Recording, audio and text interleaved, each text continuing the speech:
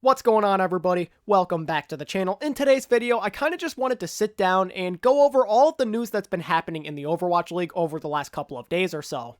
I apologize in advance for not covering this stuff sooner because I do usually like to report on news as soon as I can, but I was starting to feel a little burnt out from video making, so I took a little bit of time off, hence why I did not make a video yesterday, and why I didn't report on some things that happened the day before yesterday. After taking a day off just to recuperate and to actually relax for a little while, I feel a lot better now and I'm ready to return to making videos. So I figured, hey, why not just sit down and talk a little bit about all of this news that's been coming up as of late and give my thoughts on all of it. I'm sure that some of you are curious, and although I'm pretty sure that most of you already know about this information, I'm sure that some of you probably don't keep up with all the news, so this may be a helpful video for you. So yeah, without wasting any more time, let's get straight into things by talking about the really interesting Overwatch League article that came out yesterday.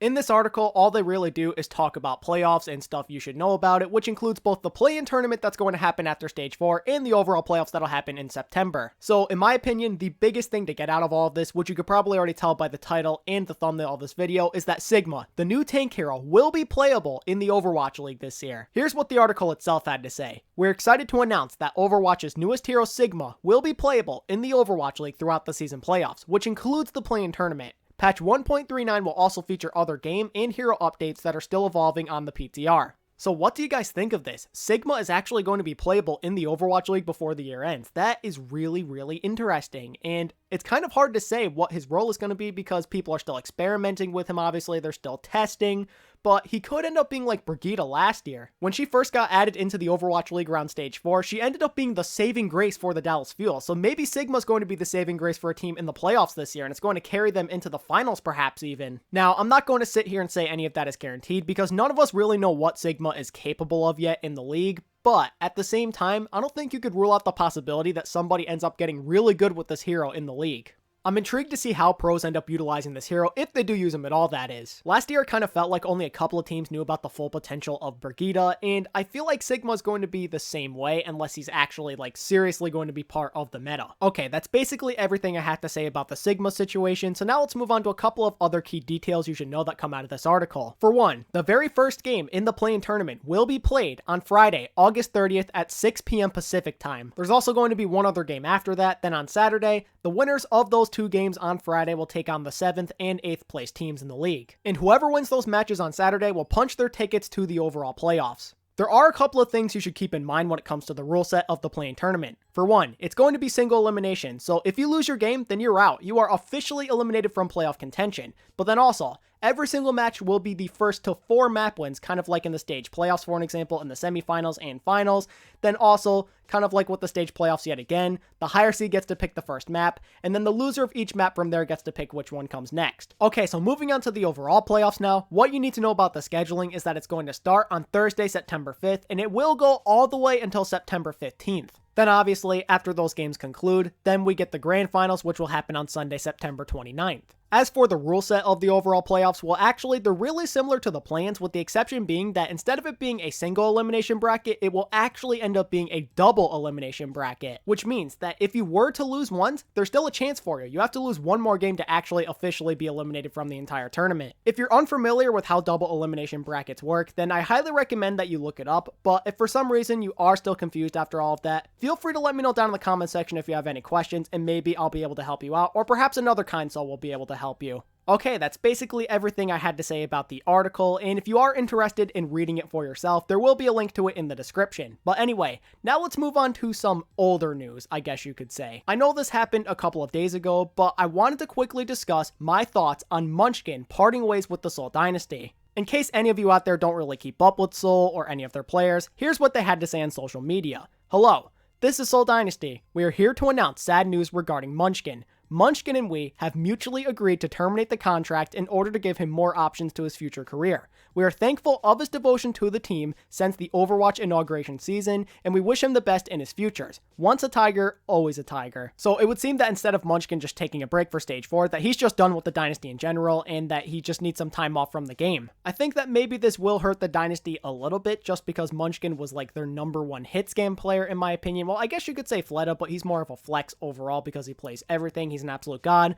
But Munchkin was definitely their best Tracer player, at least in my opinion, and now they don't have him. But the bigger picture to take out of all this is that the Dynasty just lost one of their biggest shot callers and leaders on their team. Hopefully this loss doesn't affect Seoul too much, because it would be a real shame if the team just started to crumble all because Munchkin ended up leaving. But before I move on, I quickly just wanted to take a look at what Munchkin himself had to say on his Twitter about him leaving the team. So here's what he had to say. Team and I mutually agreed to part our ways due to my personal reasons. It's not because of my wrist. I'll be working hard to join a different team for the next season. Thank you, Seoul fans, for supporting me. So, there's definitely a couple of big things to get out of this. For one, I know a lot of people were speculating that it was because of his wrist that he was taking a break, but it's clearly not that. Instead, it's more that there's just some personal reasons going on. Maybe he's burnt out from the game, or perhaps there's a family issue. Whatever it is, he needs to just step away for a little bit. But the good news about this tweet that he made is that he's not done playing Overwatch. He made that very clear. So if you're a Munchkin fan, don't be concerned. The man is not retiring. He made that very clear. He is definitely going to try his best to join a different team in Season 3. Everybody should wish Munchkin well here. Hopefully everything goes his way and he can recover from whatever he's dealing with and then come back stronger than ever in Season 3 of the league. Okay, now I quickly just wanted to go over the whole Hangzhou Spark and Crystal thing that's been going on. I don't really like to report on drama all that much, so I'm going to try and go quick here. If you have no idea what went down, here's basically what the Spark said on their Twitter regarding Crystal, and I apologize if the English is a little bit off here. I guess the translator didn't do perfect, but you kind of get what they're trying to say. So anyway, here we go. Crystal, the DPS player for Team Hangzhou Spark, applied for a 10-day leave for his family sickness. Spark accepted immediately with deeply concern, but we aren't paid back with equally respect. Crystal is still absent now as he promised to be back at July 15th. In addition, Spark never received positive approaches of request on extend leaves. Crystal has violated the team regulations and bring negative impact to scrims. As a result, the team make following decisions. 1. Crystal is gravely warned. 2. Crystal will be fined 3 times for his salary of his absent days without permission.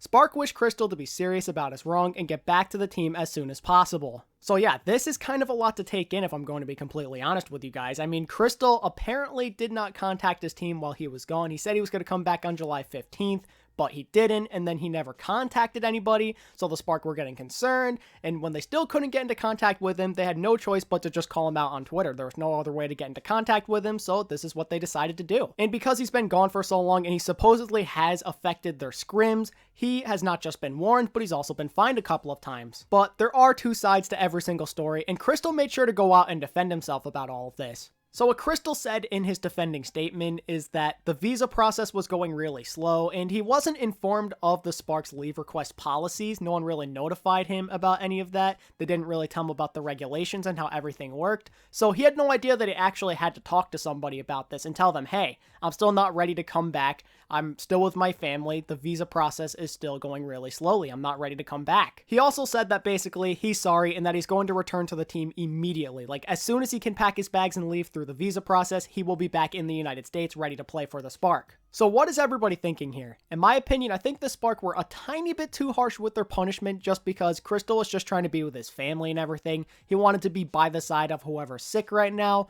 But at the same time, I do think that Crystal could have handled this in a better way. Sure, he wasn't aware of the Spark's policy when it came to leave request and taking time off, but at the same time, if you're stuck in China still and you're having problems with your visa, you should probably tell your team about that. I don't think that's something you should just sit there and be silent about, you know? Because he didn't really tell anybody, the Spark weren't really prepared for scrims without him, and it just messed everything up.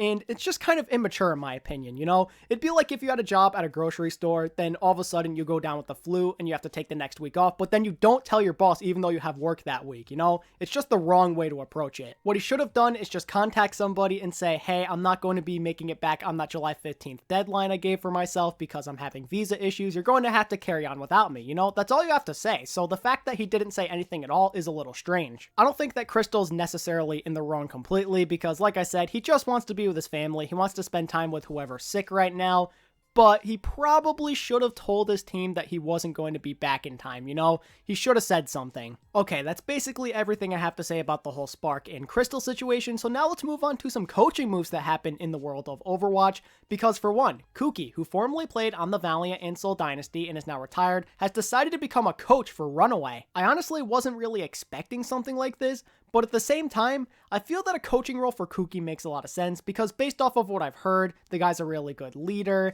and he's obviously a veteran, so I think he'll be a really good fit on a young runaway team. I get the feeling that all of the veteran experience he's had from the past and just all of his leadership qualities is going to be a really good thing for this runaway team, and perhaps he'll be able to groom some of those young players into really good Overwatch League talent in the future. Regardless of what happens, I'm really happy for Kuki. Now he's actually going to be on a team that wins stuff, you know, like on Dynasty last year, they were good for 2 stages, but then they fell off and they didn't even make the playoffs. Then on the Valiant this year, during the time he spent there as the starter, it was just a mess. They went 0-7 in stage 1. It was just an absolute disaster everywhere he went, but now he has the opportunity to be part of a winning culture. Good for Kuki though. It seems that he's not completely done with Overwatch. He still wants to be part of the pro scene, but just in a different role. Now he's going to be the coach, and if he's good enough, maybe he'll be back in the Overwatch League one day, but instead of as a player, he'll be a coach of some sort. Okay, so moving on to some actual Overwatch League coaching signings that happened. The first one that went down was the Guangzhou Charge, who decided to go out and sign Curryshot, who formerly coached Revival. Now, I personally don't watch Contenders all that much, but based off of everything I've heard about Curryshot, he's a pretty good coach and a very intelligent man, and it doesn't really come as a surprise to know that he's going to be supporting the head coach of the Charge as a strategic coach. I'm wondering if he'll help end up changing how the Charge play in their games. Like perhaps he has some interesting game plans that we don't know about that he's going to share with the team, and as a result, maybe the Charge will roll out with something unique that we haven't seen them do yet. But yeah, that's all I have to say about the Charge's new pickup at their assistant coach position. So now let's move on to the Toronto Defiant, who also signed a new coach who goes by the name of Moby Dick. Don't let his unique name deceive you though. This guy knows what he's doing. He coached O2 Blast, aka the Overwatch Contenders Korean team, and before that, he was coaching NRG Esports. He has a lot of experience based off of what I've seen from his criteria, and I think that means he's going to make for an excellent assistant coach on the Toronto Defiant, and hopefully he helps them win some games somehow. Okay, and finally, I just wanted to talk about some of the 12-man rosters that were announced for the Overwatch World Cup, and I'm just going to talk about some of the significant teams who have revealed them, and I don't want to go into too much detail, so maybe I'll just give a couple of thoughts on each roster. So anyway, let's start off with Team Finland. So, their roster is going to consist of LH Cloudy, Milky Man, Taimu, Davin, Masa, Jofi, Ulu, Ricky, RCK, Zappis, Shaz, and Zupe. I apologize if I did not pronounce any of those names correctly, but yeah, that's what their team is looking like, and it's also worth noting that Fraggy is going to be an assistant coach, so even though he's not playing, he will be part of the team anyway. So overall, this roster doesn't look as strong as maybe in previous years, especially because Big Goose isn't there to pair up with Shaz. It's probably going to be Masa instead, but then again, maybe Zupe makes it. But also, another interesting thing to take away from this is that RCK is going to play as a flex DPS instead of a flex tank. You'll also notice that there's no links around this list, and that is because he did not want to try out for the World Cup this year, but I think the DPS are still okay. Taimu and Davin are good. I think that RCK was a decent projectile player back in the day based off of what I've heard, and Zappis is capable as well. The thing that concerns me about this team though, that makes me believe they won't be as strong as in previous years, is their tank line. I don't think that LH Cloudy is all that good. I don't know that much about Milky Man or their off tanks either, so I definitely have some concerns there about them. Okay, let's talk about the big one next. Let's discuss South Korea. So here's what their 12-man roster is looking like. They have Mono, Choyobin, Janu, Architect, Carpe, Decay, Haxel, Nene, Animo, Badoshin, IDK, and Kariv. Now, obviously, all of those guys are ridiculously good at what they do, so whoever ends up making the 7-man roster, it doesn't really matter. South Korea is probably going to be the favorite to win regardless of who's there. It is kind of interesting that Mono is the only main tank who made this 12-man roster. No disrespect to Mono, he's one of the best tanks in the entire world, but it's strange that he doesn't have any competition. I guess a lot of the other really good main tanks from Korea either dropped out, or perhaps Mono just outplayed them in scrims. Whatever the reason, he is going to be their main tank guaranteed. I like the fact that there aren't a lot of people who represented the team before. Other than Mono, Animo, and Carpe, all of these guys are new. None of these guys have represented their team before. Moving on to Team China, they basically have a lot of the faces you'd expect to be on there because they've got Gushwei, Among, Late Young, Elsa, Yveltal, Leave, Crystal, Eileen, Jinmu, Kyo, Gary, Coldest, Faraway, and Secret. Other than the 3 names on the bottom, I've heard of all of these players, and I think that's really cool, but what interests me the most about Team China is their DPS situation because they have so many good options, like Leave, Crystal, Eileen, and Jinmu are all really talented players. One thing that I really respect about all of these DPS players is that they're super flexible. I mean, every single one of these guys can play a multitude of different heroes. If I had to take a guess, I would say that either Leave or Crystal makes the team for hits game purposes, and then Jinmu is the projectile specialist. Okay, now let's move on to Team Sweden. Here's what their 12-man roster is looking like, and I apologize for not just going down the list and saying all the names because I can't pronounce a bunch of these and I don't want to butcher them like crazy, so I'll just leave the list up for you to read for yourself. So a bunch of these names I actually don't recognize, especially their supports, but their tank line's looking pretty nice. Lulsish, Elivo, and Nevix are good, and I've heard that Slinky's pretty solid as well. Then on DPS, they have Snillo, of course, and he's been doing pretty well on the Fusion University team ever since the Philadelphia Fusion decided to move him down to a two-way contract. Overall, though, I would say that Team Sweden is looking pretty solid, and I think some people may be surprised as to what they end up doing in the World Cup. I think these guys could go somewhat far. And the final team to reveal their final 12-man roster that's important in my opinion is Team France. To put it simply, their roster's looking pretty unique, I guess I should say. So at main tank, they only have one person kind of like with South Korea, and he goes by the name of CHUBZ. I don't know about the rest of you guys, but this is the first time I'm ever seeing this name. I have never heard of this guy before. On off tank, they have POKO and a guy named Tech36. I've never heard of Tech, but obviously we all know and love POKO. I'm sure he's going to be making the team. On flex DPS, there's Leaf, who I actually have heard of a little bit before, and then Kegasi, I think that's how you say it. I apologize if I butchered it, but yeah, those are the flex DPS players as of right now. Then where things get a little crazy is on Hitscan, because they have 5 Hitscan players. 7 players on DPS in total if you count the flexes. So on Hitscan, they have Soon, Asking, AKM, Hardest, and Suna. The big names to take away are obviously Soon and AKM. Of course, they're going to be the front runners to make this team, and Asking I've heard of as well. I think that he's pretty decent, but the other two, haven't really heard of them, and I'm not expecting them to make the team in the end. Then on flex support, you're going to see Hip, and on main support, you have FDGOD.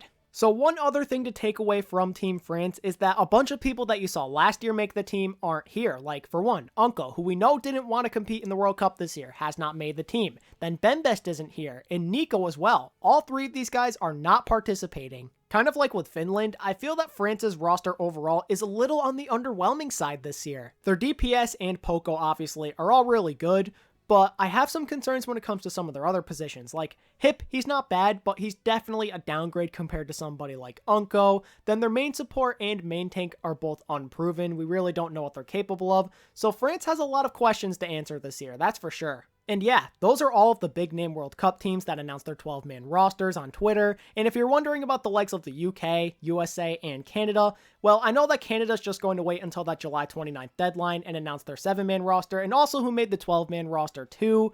But I don't really know what's going to happen with the UK and the United States. I'm assuming both of them are going to do the same thing, but you never know. Something could pop up after this video. And that's basically all of the news I wanted to cover in this video, so make sure to let me know what you think of all of this down in the comment section. I definitely want to hear what other people have to say about it, but also, if you did enjoy this content, then I would appreciate it if you could hit that like button and sub to my channel if you're new. And as always, thank you all so much for watching this content. I really do appreciate it, and until next time, this is ATP, signing out.